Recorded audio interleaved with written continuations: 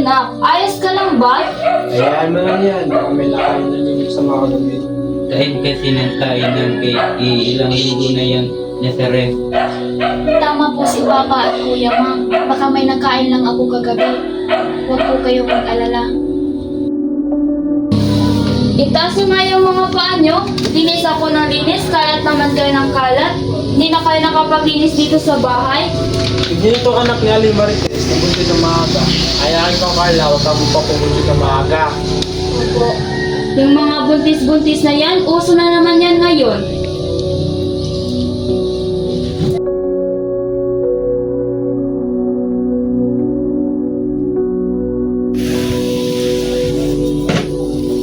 Anak, sumuka ka na naman ba? Baka iba na yan ha? Magpatingin ka kaya sa doktor. Naku, sayang ng pera niyan. Baka may nakain na ninyo sa mga gabi. Ma, arte lang yan.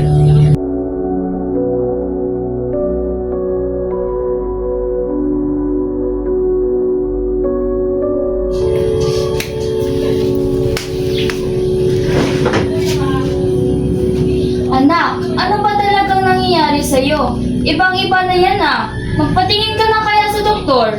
Diyan ka na lang sa center magpatingin. Mukhang di naman yan malala eh. Sayang ng pera. Kaya naman, buntis. Mukha nga mo rin mo na.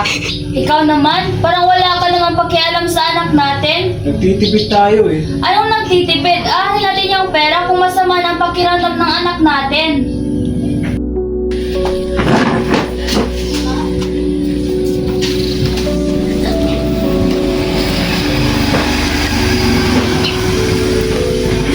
Warren, pwede ba tayong magkita?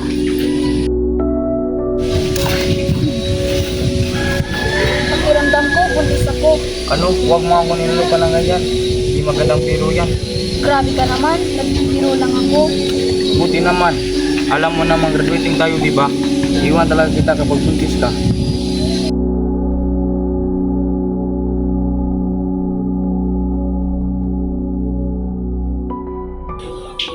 Sis, may mangga pa sa inyo? Naku sis, wala eh. Bakit ka naghahanap? Buntis ka no? Gaga, hindi. Sis, favor naman oh. Uy Ti, ano na naman papagawa mo sa akin? Nagpa-part-time job ka sa butika, di ba? Bili mo nga ako ng pregnancy test, please. Gaga, para sa'yo? Uy, hindi. Para sa mama ko. O sige, bili ako mamaya pag duty ko. Bigay ko na lang sa'yo.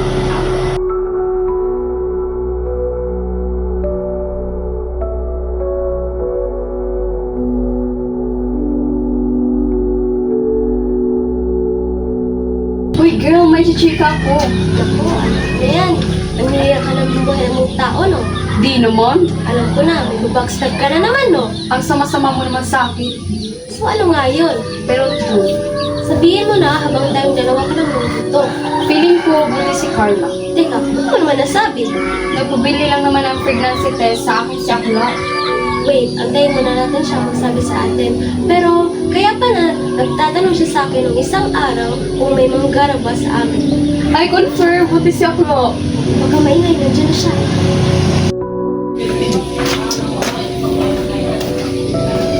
Oh girl, kamusta? Bakit parang blooming at tumataba ka ngayon? Malaking problema nga eh. May problema ka, pero ang blooming mo pa rin. Buntis ako. Totoo ba? Sabi mo na ba kay Warren? Hindi ko nga masabi eh. Iiwan ako nun, panigurado. Girl, graduating na tayo. Sabihin mo na kay Warren, pag-usapan mo, kinabukasan niyo ang nakasalalay sa magiging desisyon niyo. Ang ganda mo naman ngayon. Kaya mahal naman kita eh. Buntis ako. Tatanan mo na nga yung biro-biro mo yan. Alam mo namang di gusto ng ganyang biro eh. Masisira kinabukasan ko. Eh, paano naman ako? Ilang buwan na graduate na ako. Di ko sisirain kinabukasan ko para lang sa isang buwan ng isang goal. Ang kapal naman ng mukha mo. Parehas natin ginawa to, tapos ngayon iiwan mo ko? Palaglag mo yan. Ayaw ko ng obligasyon. Kung gusto mong bayan niya, mag-isa ka na lang simula ngayon. Warren, huwag mo ako iwan.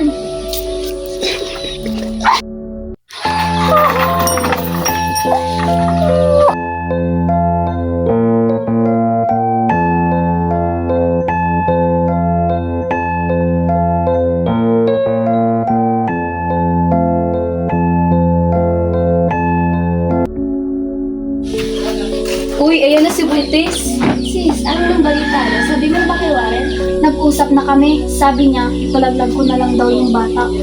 Dapat lang talaga ipalaglag yung dinadala mo kasi naman kinabukasan mo ang masisira. Buti na lang maabot mo na ang pangarap mo.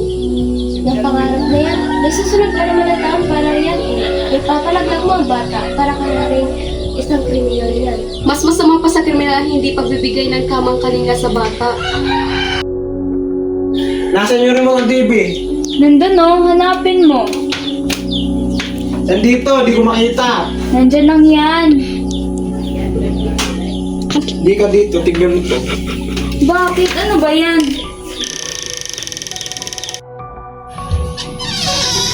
Sa'yo to? Buntis ka? Sayang lang papalaki pa sa'yo. Sinira mo pangarap mo. Kaya ka naman sa pamilyang to. Ili ka, yung buhay mo, yung buhay ng batang sa tiyan mo. Pa! Kaya ko pong buhayin ng bata habang nag-aaral ako. Hindi ka ba nahihiya sa mga klase mo? Makikita ka nilang ganyan. Ilang buwan na lang, aakit ka na ng entablado at makukuha mo ng diploma mo. Tapos ngayon, sinira mo pangarap mo? Ma, maawa po kayo sa akin. Huwag niyo po akong iwan gaya ng ginawa ni Warren sa akin. Umayas ka. Pa!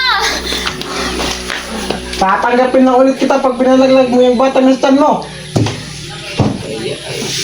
Oh, ano na namang inaarte mo dyan?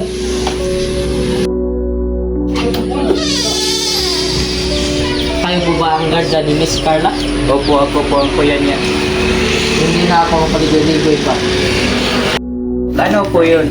Ang kapatid mo ay 2 months pregnant na kaya magiging masilan ang kanyang pagbubuntis. So, paano po magiging masilan?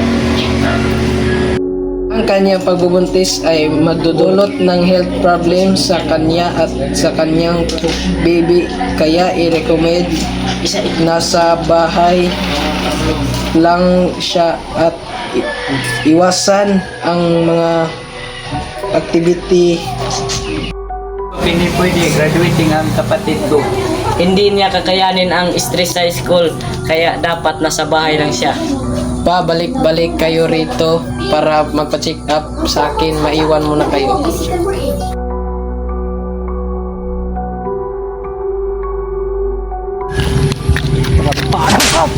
Dito wag! Huwag mo akong pinito dito. Hindi ko naman kasalanan yun. Kasalanan din ng anak mo. Mabuti ka pa, nakapag-aral ka habang yung anak ko nandito. Huwag kang magmalinis. Alam mo namang hindi ka mabuting ama sa anak mo. Apat sumasagot ka pa ha? Matkat mawawala na sa mundo ko ang kayo kung ginawa niyo. May alam ako nagpapalaglag ng bata. Pumunta ka rin ngayon kung ayaw mong masira ang kinabukasan mo. Illegal dito sa Pilipinas ang pag-abortion. Kaya tumahimik ka na lang at huwag mo nang magsabi sa iba. Ipalaglag mo na yan. Ipalaglag mo na yan. Ipalaglag mo na yan. Ipalaglag mo na yan. Ipalaglag mo na yan. Palaglag mo na yan. Nasa parte ako ngayon ng buhay ko na ang magiging desisyon ko ay ang magiging kinabukasan ko. Ang makaakyat ako sa entablado o ang buhay na nasa sinapupunan ko.